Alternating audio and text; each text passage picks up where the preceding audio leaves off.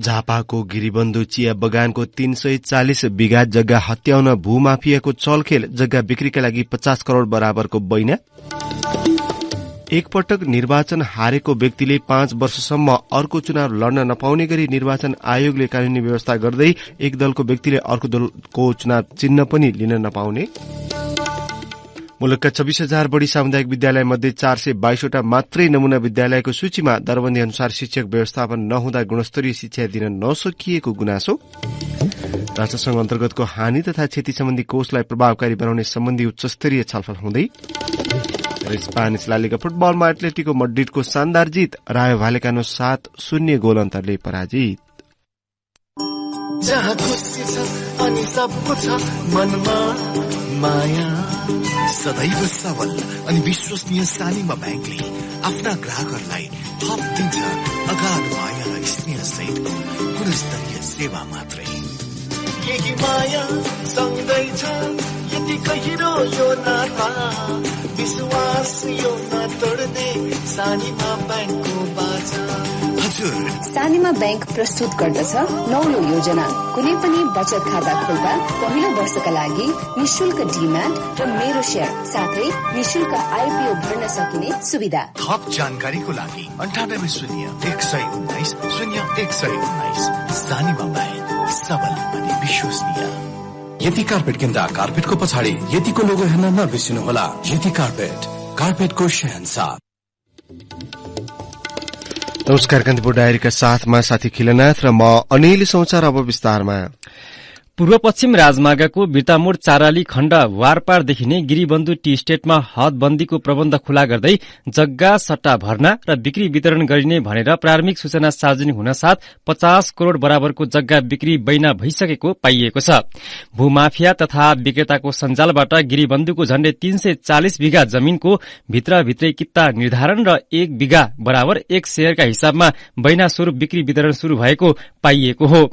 चलन चल्तीको बजार भावमा प्रतिधुर 5 देखि 10 लाख रुपियाँ, प्रति कट्ठा 1 देखि 2 करोड़ रुपियाँसम्म पर्ने बिर्तामोड आसपासको जमीन खरिद गर्न स्थानीय हाउसिङ व्यवसायी, व्यापारी, बोर्डिङ सञ्चालकदेखि केही राजनीतिक कर्मीसम्मले बैना बुझाइसकेका छन्। यो जग्गा व्यवस्थापनमा जोडिएका स्थानीय विष्णु बहादुर राईका अनुसार अहिले बैना स्वरूप यो रकम उठाइएको भए पनि जग्गाको अन्तिम मूल्य र शर्तबारे अन्तिम निर्णय भइसकेको छैन। भूमाफियाले मूल्य र शर्तबारे अन्तिम निर्णय नगर्नुका पछाडि यसको संवैधानिक तथा कानूनी अडचन छ। तत्कालीन प्रधानमन्त्री केपी शर्मा ओली नेतृत्वको सरकारको 2078 वैशाख 7 मा बसेको मन्त्री परिषदको बैठकले तत्कालीन कानूनको अवरोध हटाउँदै गिरिबन्धु चिया बगानको जग्गा सट्टापट्टा वा स्थानान्तरणका लागि अनुमति दिने निर्णय गरेको थियो।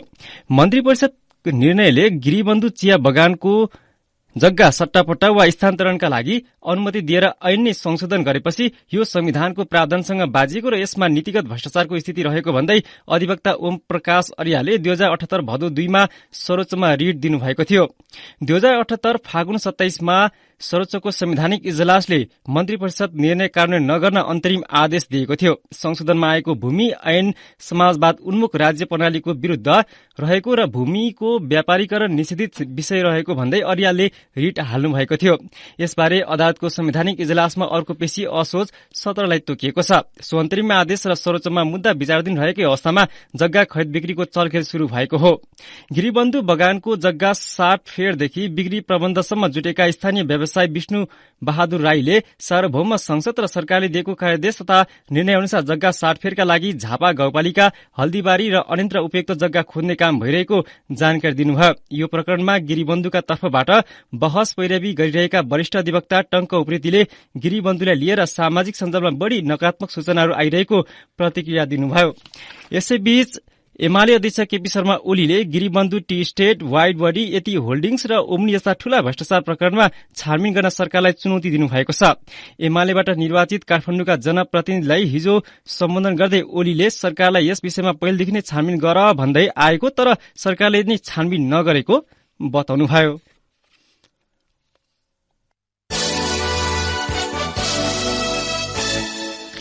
जनता समाजवादी पार्टीका अध्यक्ष उपेन्द्र यादवको चाहना जसरी पनि संसदमा पुग्ने थियो, तर गत आम निर्वाचनमा सप्तरी 2बाट सीके राउतसँग पराजित हुनुभयो। त्यसलाई पूरा गर्न उहाँले सत्ताको सौदाबाजी गर्नुभयो। आफ्ना सांसद रामसहाय यादवलाई उपराष्ट्रपति बनाउनुभयो। सांसद पद खारेज भएको रामसहायको निर्वाचन क्षेत्र नम्बर 12-2 भएको उपनिर्वाचनमा उपेन्द्रले पुनः उम्मेद्वारी दिनुभयो र विजयी हुँदै संसद प्रवेश गर्नुभयो।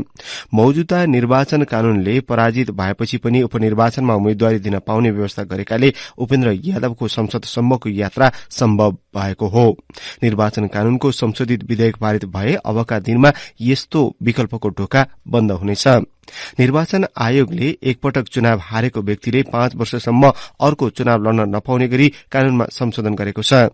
प्रमुख निर्वाचन आयुक्त दिनेश थपलियाले भन्नुभयो, एकपटक चुनाव हारेको व्यक्ति फेरि उही पदका लागि उपचुनाव लड्नु भनेको जनादेशलाई अटेर गर्नु हो। जसरी पनि संसदमा पुग्नै पर्ने रोगले राजनीति विकृत भएको छ। यसको उपचारार्थ कानूनमै 5 वर्षमा एकपटक मात्रै चुनाव लड्ने व्यवस्था ल्याउनु परेको हो। आयोगले 6 वर्षको अनुसन्धान र तयारीपछि गत सालको तेस्रो साता निर्वाचन सम्बन्धी कानूनलाई संशोधन र एकीकरण गर्न बनेको विधेयकको मस्यौदा तयार पारेको हो। यस्तै एउटा दलको व्यक्तिले अर्को दलको चुनाव चिन्ह लिएर निर्वाचन लड्न नपाउने व्यवस्था पनि कानूनमा उल्लेख गरिएको छ। प्रस्तावित विधेयकमा अख्तियार दुरूपयोग अनुसन्धान आयोगले भ्रष्टाचार मुद्दा दायर गरेका व्यक्तिले उम्मेद्वारी दिन नपाउने व्यवस्था पनि संशोधन गरेको छ।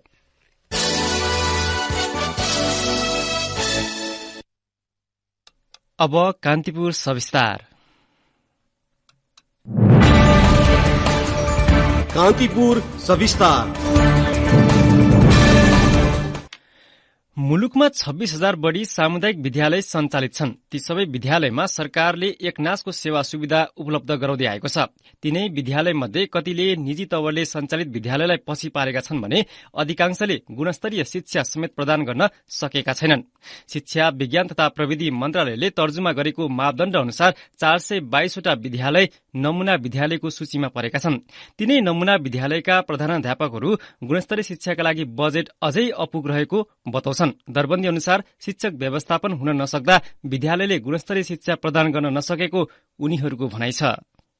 पछिल्लो सरकारी तथ्याङ्क अनुसार मुलुकमा 26,454 सामुदायिक विद्यालय सञ्चालनमा छन्। यति धेरै संख्यामा सामुदायिक विद्यालय सञ्चालनमा रहे पनि 422 वटा मात्रै नमूना विद्यालयका रूपमा सूचीकृत भएका छन्। सरकारले सबै विद्यालयलाई बराबर अनुदान प्रदान गर्दै आए पनि गुणस्तर शिक्षा प्रदान गर्न ती विद्यालयहरू चुकेका छन्। झापाको बिर्तामोड स्थित देवी माविकी प्रधानाध्यापक अम्बिका श्रेष्ठ दरबन्दी अनुसार शिक्षक व्यवस्थापन हुन नसक्नु एउटा कारण रहेको बताउँछिन्। उनी भन्छिन्, तहका दरबन्दीहरू विषयगत नपाउनु पर्ने पहिलो एउटा कारण। सबै सामुदायिक विद्यालयहरूमा विद्यार्थी प्रशस्त मात्रामा हुने र आर्थिक सक्षमता नहुनु दोस्रो कारण। गुणस्तरीय शिक्षा विविध कारणले गर्दा दिन नसक्नु तेस्रो कारण। सामुदायिक विद्यालयहरूलाई अगाडि जान नसक्नु पर्ने कारणमा कतिपय सामुदायिक विद्यालयले विद्यार्थीको चाप थेग्न सकिरहेका छैनन्। वरिपरिको निजी विद्यालयमा अध्ययन गर्ने विद्यार्थी पनि सामुदायिक विद्यालयमा आकर्षित हुने गरेका छन्। मोरङको विराटनगर स्थित पोखरिया माविका प्रधान अध्यापक खेमराज भट्टराई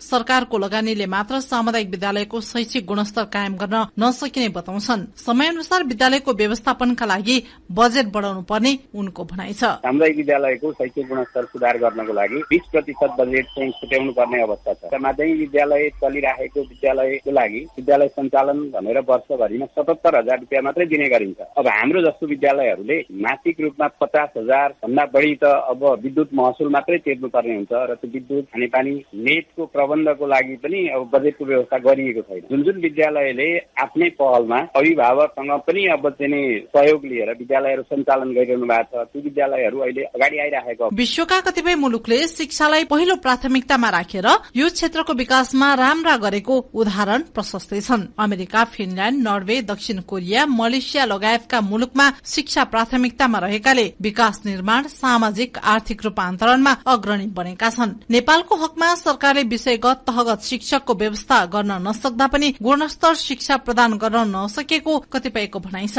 काठमाडौँको त्रिपुरेश्वर स्थित विश्वनिकेतन माविका प्रधानाध्यापक हेरम्बराज कणेल सरकारले शिक्षालाई प्राथमिकतामा नराखेकाले सामुदायिक विद्यालय सबैले गुणस्तरीय शिक्षा प्रदान गर्न नसकेको बताउँछन्। विषयगत शिक्षक विषयमा कोर सब्जेक्टहरू जसलाई स्टेम सब्जेक्ट भन्छ, साइन्सको, गणितको, अंग्रेजीको, यस्ता विभिन्न भाइटल सब्जेक्टहरूमा र क्रमशः सबै महत्वपूर्ण विषयहरूमा विषयगत शिक्षकको व्यवस्था गर्नु पर्यो, तहगत शिक्षकको व्यवस्था गर्नु पर्यो र शिक्षकहरूप्रति, विद्यालय कर्मचारीहरूप्रति चाहिँ सम्मानको एउटा आकर्षक पेशा बनाउनु पर्यो। हेर्नुहोस्, विद्यालय तहको अध्ययन सक्दा नसक्दै धेरैजसो विद्यार्थी विदेश गएर अध्ययन गर्न आकर्षित हुन थालेका छन्। दैनिक 500 बढी विद्यार्थीले अध्ययन अनुमति पत्र, नो अब्जेक्सन लेटर समेत लिने गरेका छन्। रोजगारीको सुनिश्चितता, विश्व बजारमा बेच्न सक्ने खालको पाठ्यक्रम राख्न सके विद्यार्थी टिक्ने प्रधानाध्यापक कणेलको भनाइ छ। टिक्न सक्ने, देशमा नै बस्न सक्ने किसिमको पाठ्यक्रम त्यस्तो विकास गर्नु पर्यो। हेर्नु, अहिले कतिपय बिना जस्तै आर्टिफिसियल इन्टेलिजेन्सी सन् 2050 सम्म विश्व चाहिँ हुँदैन। आर्टिफिसियल इन्टेलिजेन्सी भनेको त अहिले त प्रश्न सोध्यो भने च्याट जीपीटीले जम्मै उत्तर भनिदिन्छ। हेर्नु, टेक्नोलोजी चाहिँ उ बेलामा हामी भूगोल भन्थ्यौं, अहिलेको गुगल भने त्यही रहेछ। हेर्नु, शिक्षा विज्ञान तथा प्रविधि मन्त्रालयले हरेक वर्ष मापदण्ड पुगेका विद्यालयलाई नमूना विद्यालयको रूपमा थप सेवा सुविधा प्रदान गर्दै आएको छ। मन्त्रालयका प्रवक्ता दीपक शर्मा मुलुकमा सञ्चालित सबै विद्यालयलाई एकैपटक सेवा सुविधा प्रदान गर्न नसक्ने भएकाले सामुदायिक विद्यालयको स्तरीकरणका लागि मापदण्ड तय गरेर अघि बढेको बताउँछन्। उनी भन्छन्, सबैलाई एकैचोटि हामीले इन्टरभेन्सन खास गर्न नसक्ने, हाम्रो रिसोर्सको चाहिँ कन्स्ट्रेन्ट हुन्छ, त्यो अब पैसाहरूको अभाव हुन्छ। त्यो कारणले गर्दाखेरिमा हामीले पहिला केही विद्यालय, खास विद्यालय छानेर गयो भने कम्तीमा एउटा स्थानीय तहमा एउटा दुईटा विद्यालयहरू त्यसरी हामीले डेभलप गर्न सक्यो भने त्यसको सकारात्मक प्रभाव देशभरि पर्छ अनि हामीले एउटा 10 वर्षको अवधिमा यस्ता विद्यालयहरू रूपान्तरण गर्न सक्छौं भन्ने हिसाबले नमुना विद्यालयको अवधारणा आएको हो कि अगाडि। सरकारी सामुदायिक विद्यालयमा विद्यार्थीलाई आकर्षित गर्न निशुल्क भर्नादेखि निशुल्क पाठ्यपुस्तक, छात्रवृत्ति, दिवा खाजा लगायत कार्यक्रममा वर्षेनी ठूलो रकम लगानी गर्दै आएको छ। तर विद्यार्थी संख्या भने घट्दो छ। पछिल्लो 5 वर्षमा कक्षा 1 देखि 8 सम्मको आधारभूत तहमा 20.14% विद्यार्थी घटेका छन्। निजी विद्यालयमा भने 47% विद्यार्थीको संख्या बढ़ेको छ। गुणस्तरीय शिक्षाका कारण नै निजी विद्यालयमा विद्यार्थीको संख्या वृद्धि भएको हो। सरकारको लगानी अनुसारको प्रतिफल आउन नसकेको अवस्थामा शैक्षिक गुणस्तर सुधारको पक्षमा सरकारवाला सबैको ध्यान जानु जरुरी छ। रेडियो कान्तिपुरका लागि पार्वती चौधरी। कान्तिपुर सविस्तार। कान्तिपुर डायरीमा अब ब्रेकको पालो। कान्तिपुर डायरीमा अब बाँकी प्रसंग। संसदीय समितिमा रोकिएका विधेयकलाई अघि बढ़ाउने सभापतिहरूले प्रतिबद्धता जनाएका छन्। प्रतिनिधि सभा शुरू भएको 7.5 महिनापछि सोमबार संसदीय समितिले नेतृत्व पाएको हो। प्रतिनिधि सभाका सभामुख देवराज घिमिरेले निर्वाचन 10 वटा समितिका सभापतिलाई सोमबार हिजो पद तथा गोपनीयताको शपथ ग्रहण गराएपछि उनीहरूले समितिमा रोकिएको विधेयक अघि बढ़ाउने र जनतासँग जोडिएका विषयमाथि छलफल अघि बढ़ाउने प्रतिबद्धता जनाए। सदनले 4 महिना अघि समितिमा विधेयक पठाए पनि सभापति नहुँदा छलफल भएको छैन। राष्ट्रिय सभाले पारित गरिसकेको विधेयक प्रतिनिधि सभाको विषय समितिमा बन्धक जस्तै बनेको छ। समितिमा आएका विधेयक तत्काल अघि बढ़ाइने राज्य व्यवस्था तथा सुशासन समितिका सभापति रामहरि खतिवड़ाले बताउनुभयो। अघिल्लो प्रतिनिधि सभामा नेकपा नेतृत्वको सरकारले संसदीय समितिलाई कमजोर बनाएको आरोप लाग्ने गरेको छ।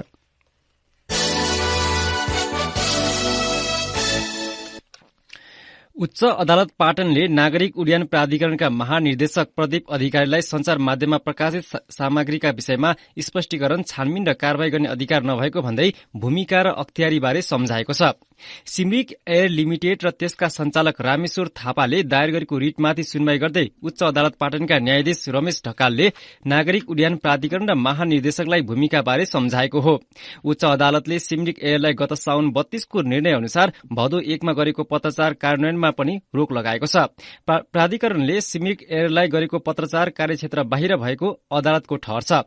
मीडियामा प्रकाशित समाचारको विषयमा छानबिन र कारवाही गर्ने अधिकार क्षेत्र नै नरहेको प्राधिकरण र महानिर्देशकले गरेको उल्लेखित निर्णय र पत्रचार प्रथम दृष्टिमा गैर कानूनी, अवैध र दुराशायपूर्ण देखिँदा निर्णय र पत्रको कार्यान्वयन हुन गएमा नेपालको संविधानले प्रत्याभूत गरेको प्रेस स्वतन्त्रतामाथि नै अनुचित हस्तक्षेप हुन जाने देखिएको भन्दै सो निर्णय र पत्रको कार्यान्वयन रोक्न अन्तरिम आदेश दिएको छ।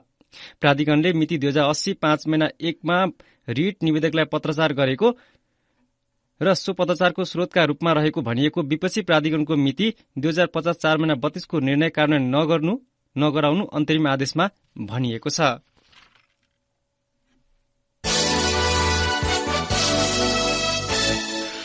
नेपालका ट्रक व्यवसायीले भारतीय मालवाहक गाड़ीमा रोक लगाउन माग गरेका छन्। ट्रक व्यवसायीहरूको छाता संगठन नेपाल ट्रक यातायात व्यवसायी महासंघले काठमाडौँमा हिजो पत्रकार सम्मेलन गर्दै निर्वाध रूपमा आउने भारतीय गाड़ीमाथि स्थायी ढंगबाट रोक लगाउनुपर्ने माग गरिएको हो। नेपालमा रहेका भारतीय गाड़ीका कारण मालवाहक गाड़ीले काम नपाउने स्थिति बनेको भन्दै महासंघले भारतीय मालवाहक गाड़ीहरूमा रोक लगाउन माग गरेको हो। यस्तै उनीहरूले काठमाडौँ लगायत प्रमुख ठाउँमा ट्रक पार्किङ स्थलको पनि उचित व्यवस्थापनको माग गरेका छन्।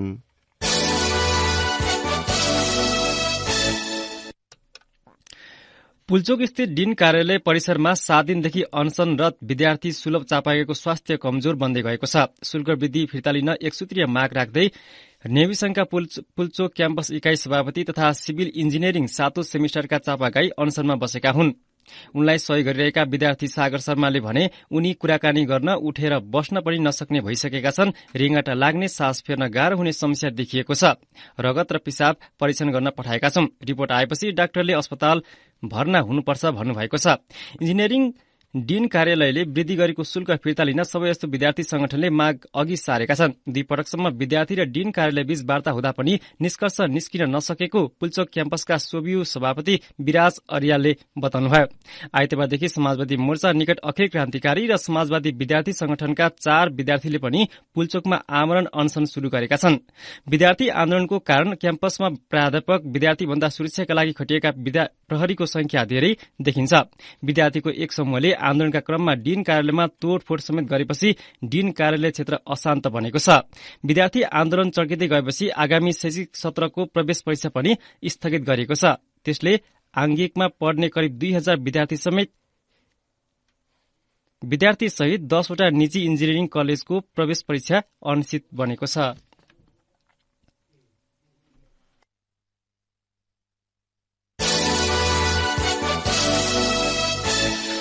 नेपाल भारत सीमा बर्दियाको गुलरिया नगरपालिका 10 सँग जोडिएको सीमा स्तम्भ बाढ़ीले बगाएको छ। बाढ़ीले 10 गजा क्षेत्र समेत कटान गरेको जिल्ला प्रशासन कार्यालयले जनाएको छ।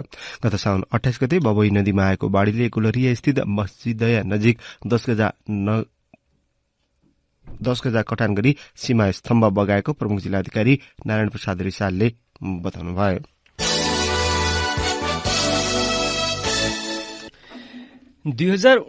वैशाख 30 मा निर्वाचित स्थानीय तहका जनप्रतिनिधिको कार्यकाल शुरू भए यता सप्तरीका 3 पालिका प्रमुख निलम्बित भएका छन्। 2 नगर प्रमुख र 1 गाउँपालिका अध्यक्ष निलम्बित भएका हुन्। गत साता घुस सम्बन्धी मुद्दामा अख्तियारले नियन्त्रणमा लिएसँगै विष्णुपुर गाउँपालिकाका अध्यक्ष उमेश प्रसाद यादव निलम्बित भएका हुन्। यसअघि राजविराज नगरपालिकाका प्रमुख भीम राज यादव र शम्भुनाथ नगरपालिकाका प्रमुख जितेन्द्र प्रसाद गुप्ताको निलम्बन कायमै छ। घुस सम्बन्धी प्रकरणमा अख्तियारले उनलाई गत भदौ 6 गते नियन्त्रणमा लिएको थियो। 7 गते अख्तियारले विष्णुपुर गाउँपालिकालाई पत्रचार गर्दै अध्यक्ष निलम्बनमा परेको जानकारी गराएको हो। विष्णुपुर 6 मा सोलर लगाएको योजनाको भुक्तानीका क्रममा घुस लेनदेन भएको अख्तियारको दावी छ।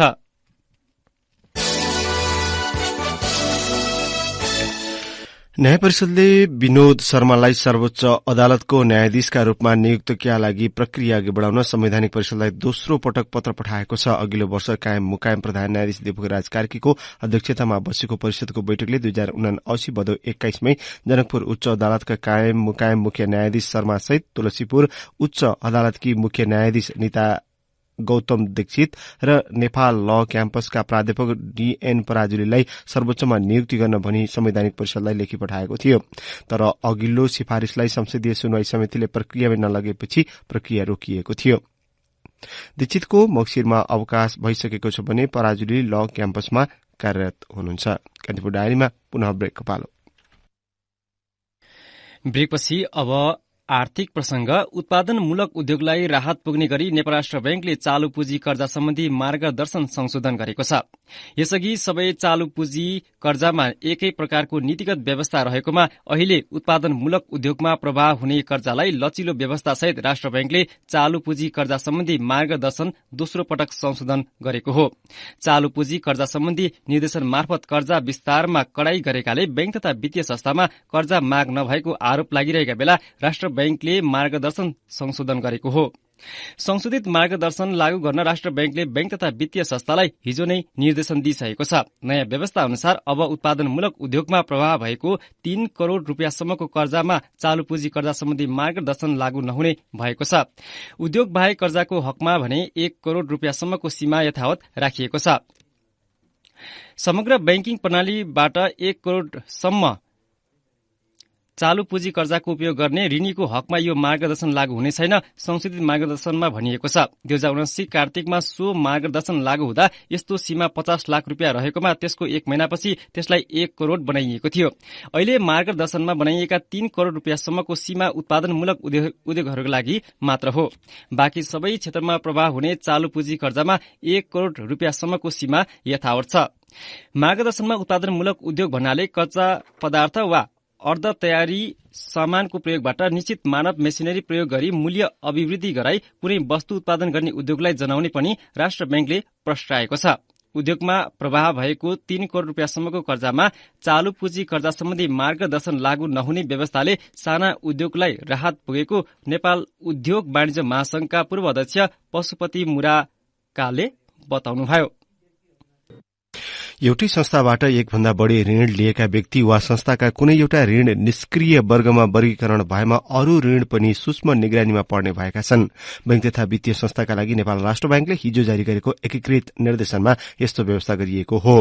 निर्देशनमा भनिएको छ कुनै ऋणी संस्था वा व्यक्तिले एकभन्दा बढ़ी शीर्षकमा कर्जा लिएको भए कुनै एक कर्जा निष्क्रिय वर्गमा वर्गीकरण भए सो ऋणीले लिएका अन्य सम्पूर्ण अचल वर्गमा वर्गीकृत कर्जा बक्यौतालाई कम्तीमा सूक्ष्म निगरानी वर्गमा वर्गीकरण गर्नुपर्छ। यसअघि एउटा ऋण निष्क्रिय वर्गमा रहे पनि अरू ऋणको सावा ब्याज भुक्तानी नियमित भएको अवस्थामा सूक्ष्म निगरानीमा राख्नुपर्ने व्यवस्था थिएन। अब अन्तर्राष्ट्रिय प्रसंग संयुक्त राष्ट्रसंघ अन्तर्गत जलवायु परिवर्तनका कारण भएका हानिको क्षतिपूर्तिका लागि स्थापना गर्ने सहमति भएको लस एण्ड ड्यामेज कोषमा आवश्यक रकम उपलब्ध गराउन जोखिममा रहेका राष्ट्रको बैठक आज बस्दैछ।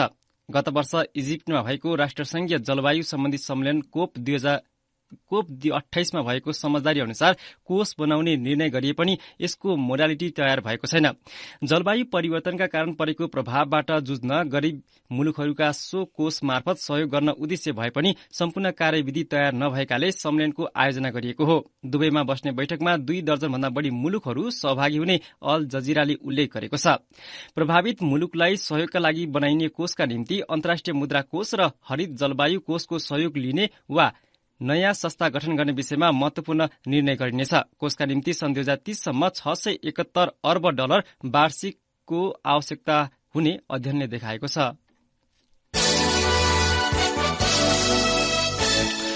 कान्तिपुर डायरीमा अब खेल प्रसंग स्पेनिश ला लिगा फुटबलको पछिल्लो खेलमा एथलेटिको मड्रिड विजयी भएको छ। रायो भालेकानोलाई 7-0 गोल अन्तरले हराउँदा एथलेटिको मड्रिडले शानदार जित निकालेको हो।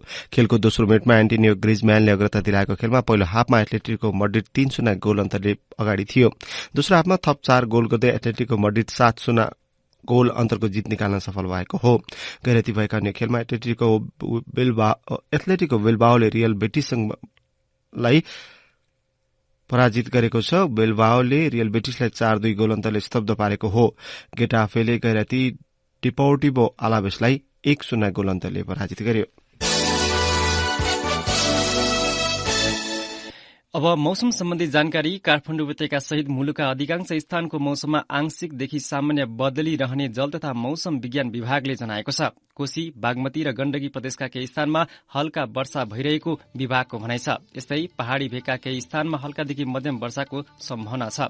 काठमाडौँ उपत्यकाको अधिकतम तापक्रम आज 26 डिग्री सेल्सियससम्म पुग्नेछ। सूर्योदय बिहान 5:41 भयो भने सूर्यास्त साँझ 6:28 हुनेछ।